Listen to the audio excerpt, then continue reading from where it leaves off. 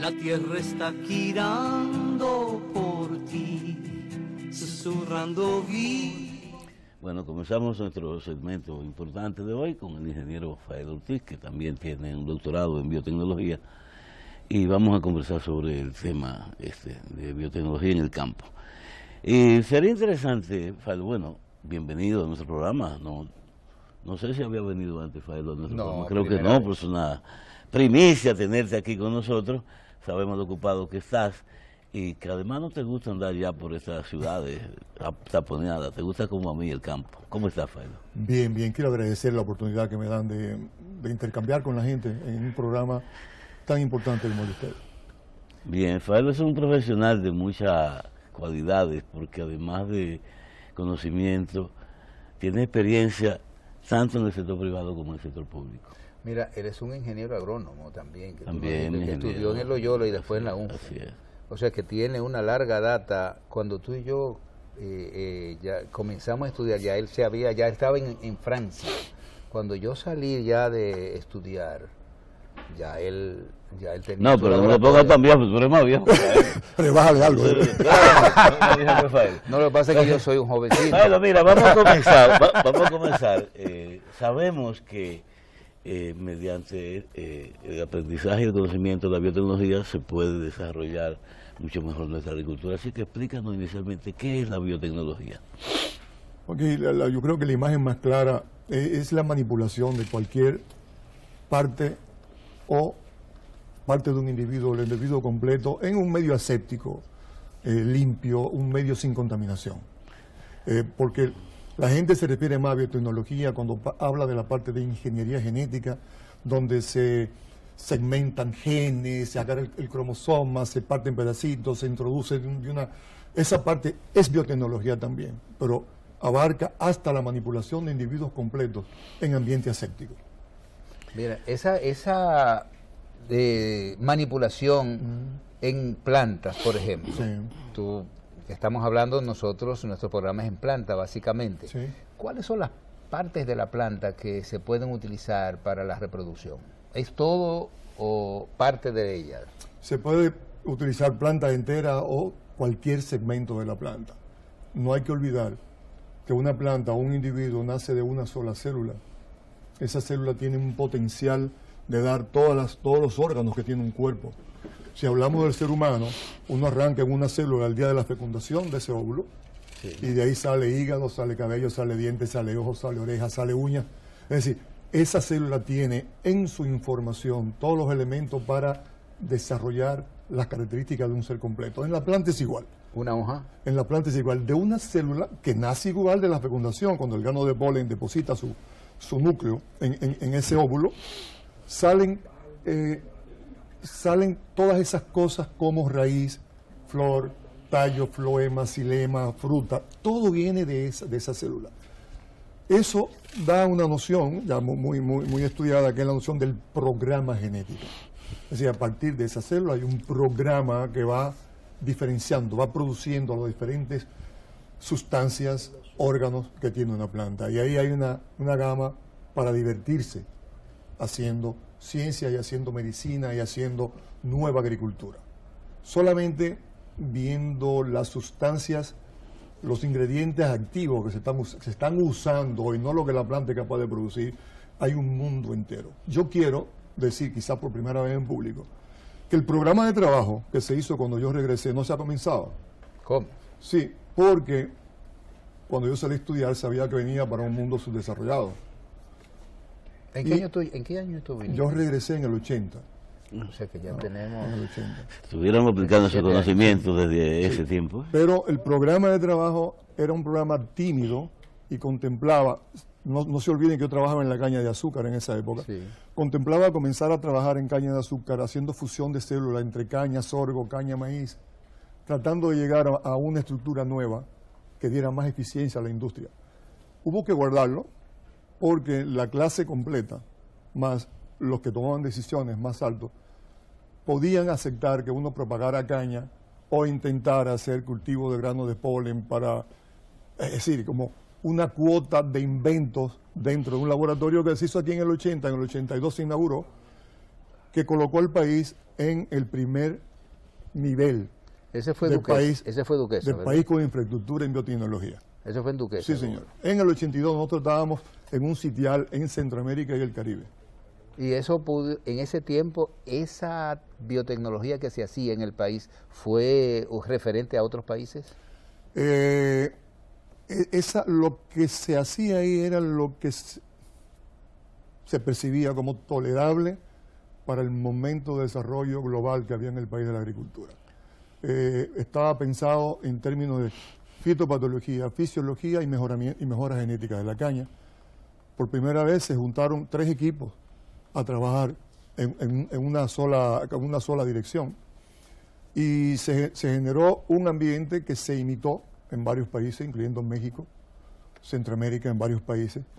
Y realmente fue un momento, yo diría, muy elevado para la investigación azucarera en el país. Nadie lo sabe, pero bueno, alguien tiene que decirlo.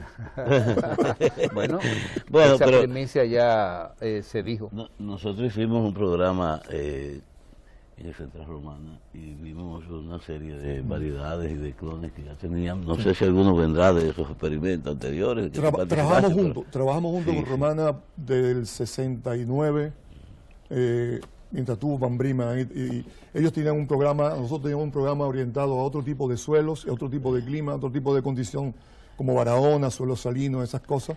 También hubo variedades RD, República Dominicana, que se exportaron a Jamaica, México, Centroamérica, y que dieron muy buenos resultados en producción. Qué bueno.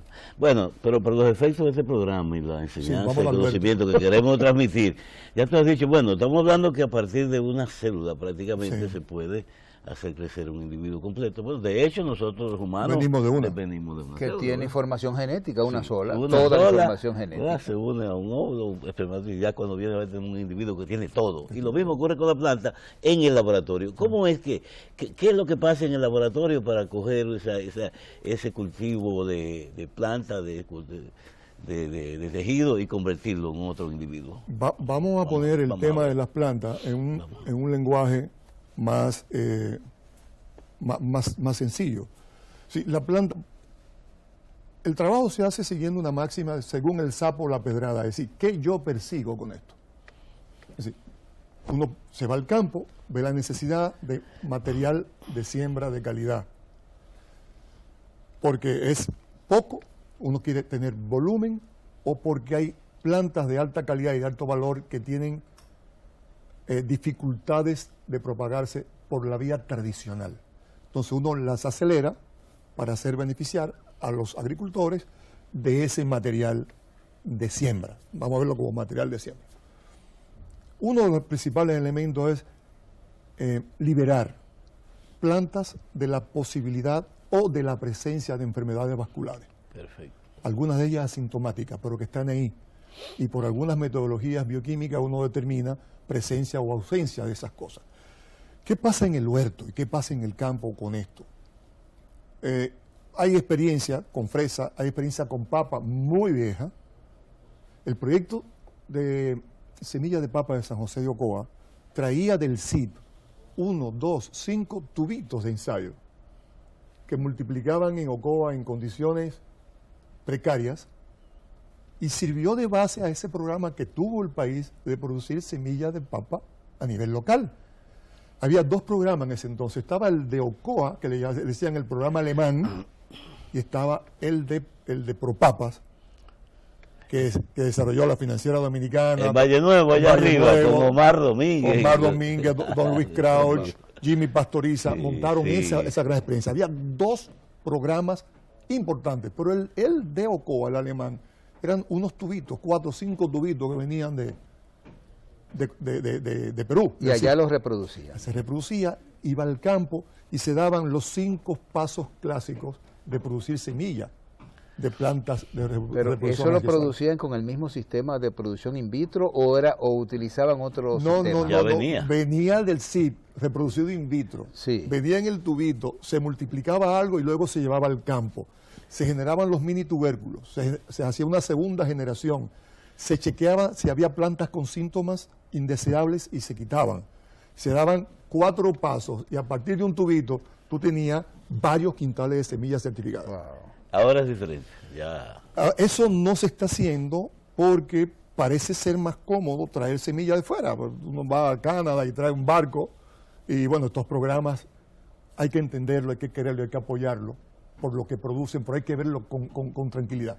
Una de las cosas que quizás operó en contra de ese programa era el hecho de que se hacían en el gobierno y a veces al cambio de un ministro o de otro cambian los técnicos y el programa entre altas y bajas lo que hace es que se extingue. Y eso hemos visto un montón de ejemplos. Pero sí se hizo, se puede hacer y en papa se ha hecho. En fresa, que hay otra cosa interesante, aquí importamos cantidad de material de siembra de fresa de Argentina, de California. Una planta de fresa, me he cansado de decirle a la gente, vale $180 sacada de un tubo de ensayo. Una. $180 en la Universidad de California en Davis, que es un programa sin fines de lucro. Ya. Esos son los costos de hacer una planta. Pero ¿por qué los que producen plantas de fresa la quieren a ese precio? Porque una planta en los trabajos de campo te genera 300.000 plantas de fresa certificadas. ¡Wow!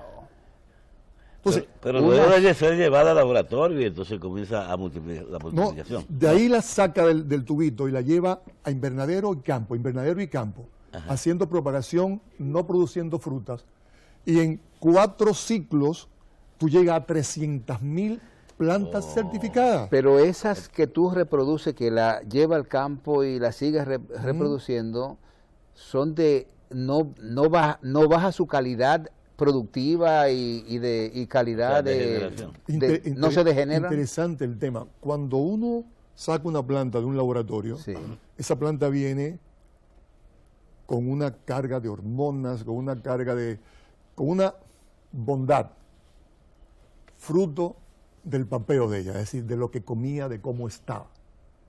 Cuando tú la llevas al campo, esa planta tiene un comportamiento diferente a la que tú haces de estolones en fresa. Entonces ella viene con un diseño de dar muchos estolones en la primera etapa. Oh. Si una planta te da 30 estolones en un flujo, tú puedes hacer varios flujos de producir estolones en un ambiente caluroso y con buena nutrición.